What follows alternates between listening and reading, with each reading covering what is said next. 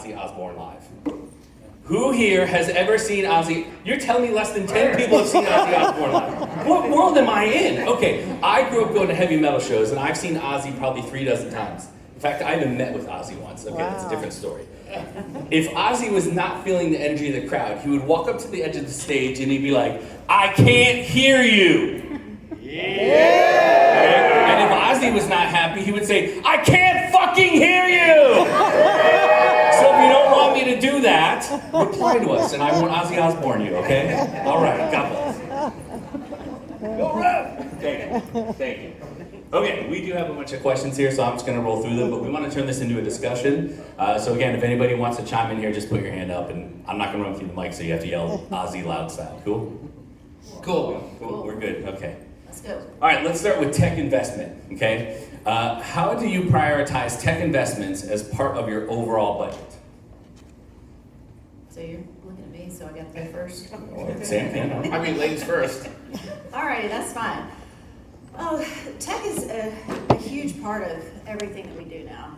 I mean, you walk next door and you see all those vendors over there, and it's so many of them are tech focused. That's what we're here for. It's all digital now. So you really do have to prioritize that, and it's where our customers are. So everything that we do has to be focused around that.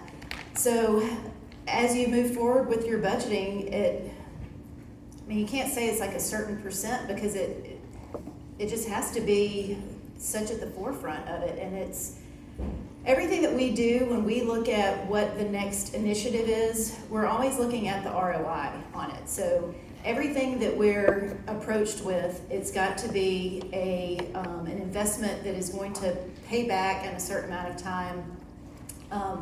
So it's always what we're going to be able to get out of it. So it's less about the overall percentage of the actual budget that we have, but more about what can we get back on the back end from it. And tech touches so many departments, and lots of pieces of tech touch multiple departments, so it also makes it hard to say, oh, that's in your budget, that's in my budget. Yeah, that's what, I'm in marketing, but then our director of technology, like he and I have to consult on pretty much everything that we're doing, because not only if it's a marketing spend, well, it's got to make the integrations with the tech team. So I have to bring him into everything that we're doing. And then a lot of the tech initiatives that he's working on, they also have a marketing component to them as well. So we're back and forth all the time on things. And we do split a lot of the cost. So it's, and sometimes it's a burden to our franchisees. Sometimes it's a burden to my marketing budget. Sometimes it's a burden to us as a franchisor. So sometimes it gets split 3 ways. We just have to kind of navigate each one individually and just see where that spend is actually going to land on the P&L. You know, Rev, there's just so many things to unpack that, right? Because at the end of the day, we could spend weeks, if not months, if not quarters, evaluating new technology and integrations and how does it work with what's going on and what is all that time and investment. At the end of the day, we have to go back to the basics. What do we do for a living? We run restaurants, and we need to find and integrate the tech that is going to enable us to sell the most amount of product in an efficient way of how our customers want that through their journey. Are there a lot of ancillary pieces? Yes. But you really need to sort through that, because all of a sudden your budgets and dollars can get out of control, because as we're pitched, oh, it's only $50 a month. Oh, it's only $20 a month. Well, the next thing you know, you got $10,000 a month coming in, and how does it all work, and what's working, and what's not working, and what doesn't get integrated, and what does get integrated. So you have to start with the journey, and then create your roadmap. So you really need to, nowadays, take a step back. Sometimes it's really good to get an outside third-party perspective who doesn't have a dog in the fight, who can come and look at that journey and that experience, and then start to map out where you want to go and how you want to do it. And then what are the pain points that you're trying to solve for? Because if you're not solving for a pain point and you're not growing revenue, then why are we doing that? So we're an independent, so we don't have budgets for anything. There's no budget. It's just like, should we do that? Yeah. So we use a 5-step process in evaluating tech that I found works for all businesses of all levels. Okay, you have to answer 5 questions. And the first one is, does it make or save me time? Does it make or save me money? Does it work with my non-negotiables? So in a world of like siloed data, we need integrations, right? Does it make the guest experience better? And does it make my team's experience better? And then you buy it based on what your score is. So Rev, So if you hit 5 out of 5, you should get that tech right then. so Rev, one more time for the crowd so they can take notes, because now they're just going, oh shit, I just got the nugget of Oh, the yeah, I'm the day. framework guy. I give you all the how-tos. Do it. Okay, so the 5 questions you ask are, does it make or save me time? Does it make or save me money? Does it work with my non-negotiables? Does it make the guest experience better? And does it make my team experience better? And then at that point, the budget kind of doesn't matter because it's helping the business. Yeah, it brings that ROI. All right, we knocked out question 1. Great job. All right, follow-up question. What's one piece of tech you really, really like? I have many, but All right, I'm gonna ask that a different way. What's a piece of tech that you really like that you wish you would have started using sooner? I have 2. One, which is in this room today, is Ovation. We really like that, and we brought it on about a year ago. Started with it in our corporate markets, and we're bringing on franchisees now. And it's such a great way to get that immediate feedback from the guest, and from a guest perspective, experience perspective, to know what is happening in the restaurants, and then from an operational perspective, they can make those changes, make adjustments immediately. We've had so many instances where our operators have been able, just that day, that shift, been able to adjust things and really make the changes that are needed to stop, start, whatever, to affect that shift and ongoing shift. So really wish we'd done that. And then my second one is Brews email marketing. That has been really a game changer for us, and all the things that it has, the journeys that you can do, the reporting there. It's got a heat map function, so you can see where your guests are clicking inside of your emails to see what's the most impactful, and then that way we take that data on a monthly basis and then can adjust our campaigns moving forward to see if it's pictures of people, if it's pictures of food, if it's whatever it is on there, if there's a certain social link that they're clicking on, and then we build the other emails as we go along based on that. So those are 2 for me. Love it. I wish I could say that we started with Ovation earlier, but we opened the doors with Ovation. So everybody know what Ovation is? Guest feedback tool, SMS based. It's awesome. Piece that I really like is Marquee. We rolled out Marquee. We were having issues with our website, some mapping on technology. We're a very small team, didn't have a marketing expert at that point in time. And what we found was the number of places in which your menu hours of operation, just basic listing data exists, is much more than the big 4. There's probably 90 plus Marquee catalogs, all of them. And what we found in the first 3 weeks is hundreds of conflicts that Marquee was able to sort out, tell us, and then we could get the resolution so we could get higher SEO optimization in rankings.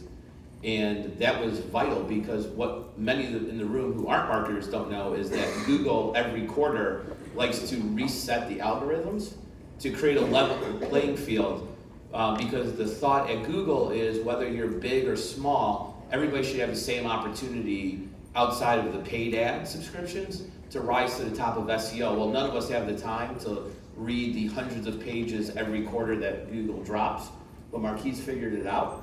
And then it allows us to sync that, make the changes, and optimize. And then the results were 9 months later, we can see where we were positioned and the growth organically versus paid. So we made that investment and got the turnaround. That was one of the tools that most impressed me with rolling it out. Awesome. I would also like to say that I wish we started using Marquee earlier, but the story goes like this. So I signed my contract to be the co-founder and CMO of Handcraft Burgers and Brew. I literally did the DocuSign. The very next minute, I went and got our Instagram screen name, and the very next minute, I emailed Rutko and Avi from Marquee and said we need to set up an account. So that was actually the first thing I did. So. Well, for most of the tech that we have found, for those of you who don't know Josh Halpern and I, we're like Batman, and we go to every conference known to man. But the conferences and being here gives us that opportunity to visit and learn and do the demos and figure out what's going on in real time. So for us, not only presenting at conferences and giving back, but also learning is one of those reasons that we're here. If it wasn't for Justin at Ovation, we wouldn't have been an Ovation customer, because he tracked us down and he didn't give us the pitch. He gave us a solution to a problem that we were having, and like I said in my opening, that's what I was looking for, and that's one of your 5 points. And Marquee and Ovation have an integration. Yeah, there you go, see, non-negotiable. Works together. So since we're talking about guest feedback tools, Sam, I would like to give you some guest feedback. I think it's interesting that you referred to you and Josh as Batman and Batman. I think you're a little bit more like Joker and Penguin. You two figure out who's who. Okay, moving on. What emerging technologies or trends do you believe will be most impactful in enhancing guest acquisition and retention? Guest acquisition and retention. I don't know, AI is all the buzzword. And I think in retention, it's probably the AI will be able to really help that through like the Brews emails that I was talking about, being able to really use the AI to figure out the journeys, and Brews is doing a lot with that in looking at the traffic patterns of the customers. And one of the things, like right now, or previously with our email provider, we had a lapsed guest program, and everybody was on the same number of days. Like if you had not visited with us in 90 days, you were considered a lapsed guest. Well, it didn't matter if you visited every day, every week, every month, you still got the same lapsed guest email at 90 days. Well, with the features in Brews and their AI, that is totally changed, and it can read how the guest is, what their patterns are. Of course, you have to have a CDP and be able to know what their traffic patterns are. But then it says, okay, if they're coming in every week and they miss a week, well, all of a sudden now they're a lapsed guest. So using the AI technology that way, you can go back, and before they've actually missed, by the time they haven't been in 90 days, you've completely lost that customer. So I think through technology like that, you're going to be able to really retain those guests a lot better and catch them a lot quicker and a lot sooner. So how am I going to retain a guest? I'm going to retain the guest by providing excellent food and service, right? So we talk about all these tools, marketing, campaigns, drive people in the door.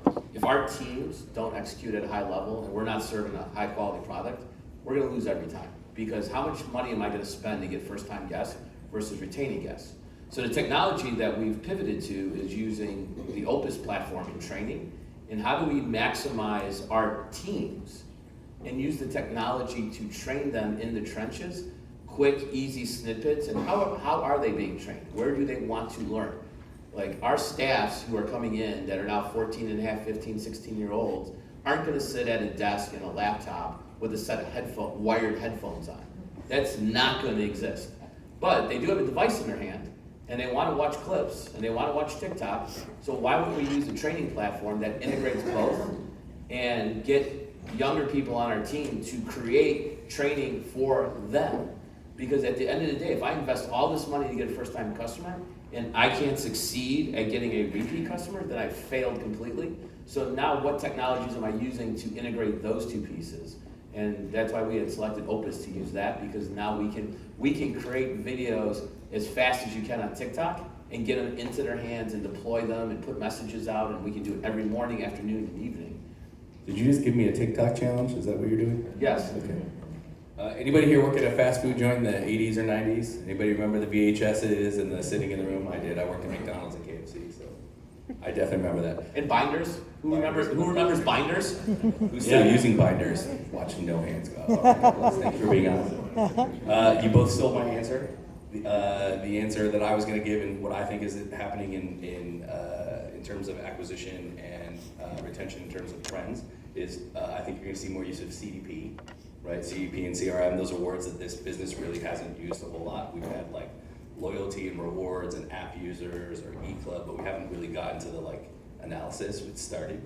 And the other answer was getting your team involved in the marketing, right? And it's not just like making sure that your people that are at the registers are saying, hey, you joined our rewards club. It's making sure that they understand why that's important and the impact it has on the business.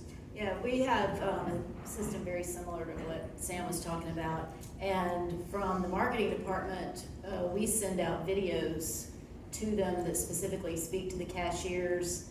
And we send out one sheets that show up on their phones in this platform, once a week that talk about the different LTOs and things that are going on. So there's a lot of information there and a lot more communication. It's a pretty new platform for us. It's not Ovis, but it's something very similar. And we really haven't had that type of, it's not interaction because it's just a one-way channel right now, but it's a lot more information to the front line than what we've been able to have before. So it's been great for us.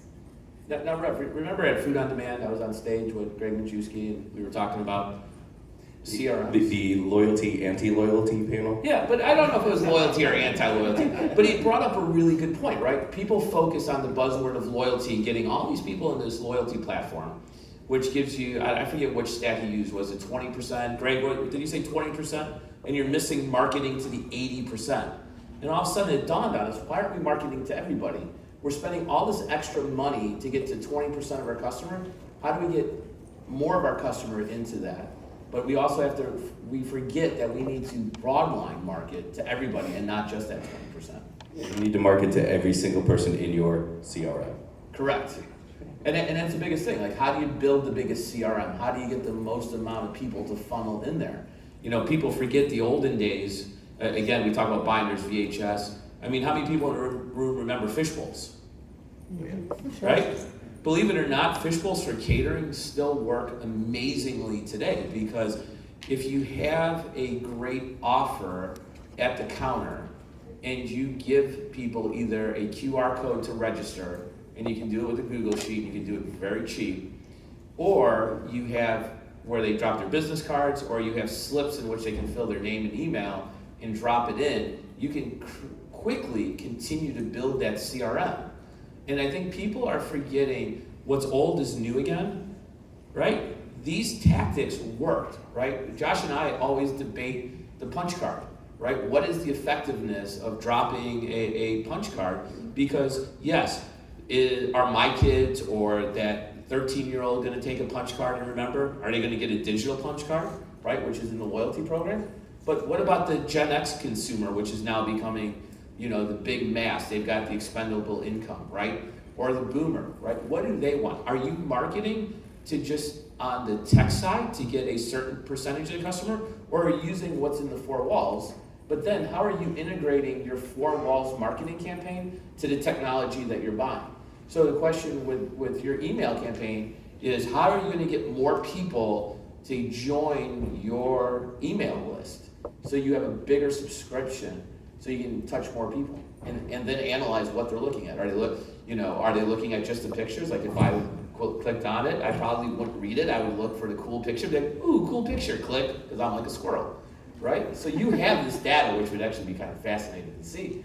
But how are we now integrating those two pieces? Because remember, we have thousands of customers that walk in our restaurants every day. So now how are we engaging them? Do you want the actual answer? Yes, please. Gated Wi-Fi. Anybody gating Wi-Fi, free Wi-Fi for users? Okay, you can all go home right now. I just gave you the secret unlock to retention, okay? Gated Wi-Fi. We do gated Wi-Fi at the burger shop. I paid $19 a month for it, which to me is freaking peanuts. If I get 2 email addresses a month, I'd be happy. The truth is we get 100 a week. People spend 18 minutes in my joint eating a smash burger and fresh cut fries. I've built 34% of our CRM off of gated Wi-Fi at $19 a month. And how, so explain to the audience, how does your gated Wi-Fi work? Hey, do you guys have free Wi-Fi? Yeah, just go on it. And then it pops up and then you put in your email address and you're done. Now are you telling them at the register? Are you prompting them with the ugly, we have free Wi-Fi that someone puts in the bottom right-hand corner of the door as they walk in? Honest to God, my team could do a better job of telling people we have free Wi-Fi, and we still get 100 signups a week. People just want free Wi-Fi. I mean, we are built to walk into a room. Who's on the Wi-Fi here? Come on. Trying to get on it. Okay, is my point proven? Okay. And, you know, again, I'm happy to give the answers, but, you know, at the burger shop, we have 9 ways of collecting your email. I have more ways of getting your email than getting you to order French fries. All right, so give me the top, tell me the top 3 ways that you get emails. Top 3? Top 3. Well, unless you want to give all 9. I'm not going to ask you for all your secrets. Well, I may, but that would be on I LinkedIn. put them on my blog every week. So Okay, well, again, we know the audience. We know how much we really read. We're here. We're engaged. We're taking notes. Come on, give me the 9. So online ordering for sure is number 1. Somebody Okay. places an order, we get their email. To me, that's an opt-in. Amen. Okay. Right. Number 2 is gated Wi-Fi. Okay. And then number 3 is we have a smart kiosk. So you put we have 99% digital transactions at the burger shop, and we have 99% of our guests in our database. What is the spread on your kiosk? Because I'm just curious, because we just rolled out kiosks, and I can tell you the data in our limited run. What's the spread between cashier to online order to kiosk? So I'm almost unqualified to answer this question because we have no cash registers, which is totally like the business model most of these people don't have. Does anybody have no cash registers? It's awesome, right? It's like the greatest thing ever. We opened our doors like that because I was, you know, I'm a kid from the 70s and the 80s. I stood in line at KFC to get my chicken. Like I know what that's like, and I'm now an adult of you know this time. Nobody wants to stand in line behind this person. You guys used to have the. I ain't got time for that. I have zero. Nobody has time for that. So we're just gonna eliminate it. And because we've eliminated cash registers, we've eliminated lines. And at our absolute busiest moment, so like Thursday from noon to 2 p.m. when we are absolutely slammed, the entire burger shop operates on 4 people. That's awesome labor. I got 2 people in the kitchen, I got 1 person greeting people at the door, and a manager. Sit. Julie, have you done kiosk yet? No, we have not. So we've just deployed kiosk. Our average check at the register was roughly 13.5. Our online order was about $22. We're averaging $33 at the kiosk. Oh yeah, I didn't answer your question. Really? Yeah. Shocking. I know. Yeah. I mean, it's early, so don't quote me and go publish that over QSR. You're all under NDA now. And we do have very expensive lawyers. But that's the data, because I had to report it yesterday to our board. But that's the data we're seeing, and we're seeing really great results because, again, we're not taking away from the consumer who wants the cashier experience, right? We're giving the consumer the experience that they're choosing to have. And I did a lot of research prior to this, going and sitting and watching McDonald's. And watching the McDonald's, because McDonald's is basically abandoned cashiers, except for those who walk in over the age of 70 who can't figure out the kiosk. But when you look at and you start to play and you start to think about how do you position those things, it is very easy to get the add-on because the consumer at that moment of purchase on their device is more willing to give the add-on. And unfortunately, our cashiers nowadays are scared to talk to people for some reason. Like obviously, I'm actually just scared to have my team talk to people in general. Yeah, I would take. You just eliminated that completely. When we can find and train a right cashier who's engaged and motivated to sell, they'll outsell the kiosk all day. The problem is I can't figure out how to replicate that in enough mass quantity anymore. Like, unfortunately, the cards that we're dealt with, people are scared to talk to people. And it's unfortunate because I think the best thing in the world, and you learn so much from people, is at that moment of truth when you're at the cash register, right? Oh, I just don't have the patience. Like, anybody use the Dunkin' Donuts app? That is the best app out there. I will be walking up to the Dunkin' Donuts and go, oh, I forgot to place my order. And I'll be standing in front of the door and I'll open up the app and place my order so that I can walk in and I don't have to talk to anybody, even though I'm standing 5 feet away. But I also think that's where you are in the country too. Like in New York, it's a whole different area of people. an attitude than Chicago or San Diego or Alabama, right? You get to like, I was just in the Panhandle with my franchisee down there, and the consumer walking in is just chitty chatty at the cash register. Like they're just happy to be in and spending their money. And I think that's something that we all should need to think about is, yes, we can have amazing technology and we need to be able to serve the consumer where they want to be served. But there is an opportunity for brands who can develop that culture like Chick-fil-A, like many of others, who at that moment of truth, when they're at that register, do something special, especially as the dollars begin to shrink and people are looking at that value. I mean, we're starting to read the data, the resurgence of casual dining, because casual dining is about the same price to go to some fast casuals now. So people are going to casual dining, what are they getting? They're now getting an experience again, right? And those casual dinings that provide that experience and create service, because at the end of the day, people, let's remember, we're in the hospitality industry, not the hostility industry.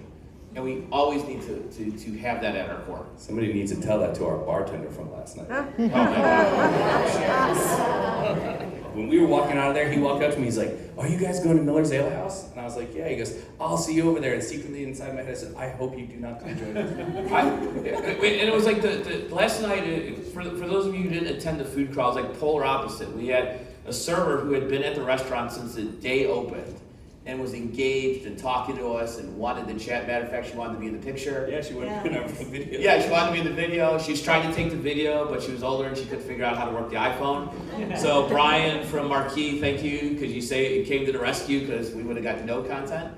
But yet you've got 25 people who are all friendly, laughing, joking, who come sit at your bar, and it was the worst experience in the world. The guy could have made bank last night. He acted like he didn't want to be there. Yeah, like the amount of money that would have poured into his pocket last night. I looked at him and I go, what tap? What's in that tap? And he goes, beer. I was like, okay, I'm also a smart ass. I'll engage you. I go, what type of beer? And then he gave me the name of the beer, and I was like, okay, I still don't know what type of beer it is. And he goes, oh, it's gummy. And I was like, just pour it in my fucking glass. Like, and thus, if there was a QR code or a kiosk, we would have all ordered. or a beer wall. Yeah, something. Okay, we'll leave a couple room for questions here. Michael. So, two questions, Sam. You mentioned kiosk. Yeah. Acquisition into CRM through kiosk, what's the vehicle for that? And do you see dynamic pricing variations in sort of an LTO utilization, a way to appeal to get more diners into your properties? Great question. So Thanks is our loyalty program that's tied in with the kiosk that grabs that email and pulls it all together. Dynamic pricing is a very dynamic question. We have an expert in the room, right? You want to wave to everybody? There you go. He is the foremost godfather of dynamic pricing.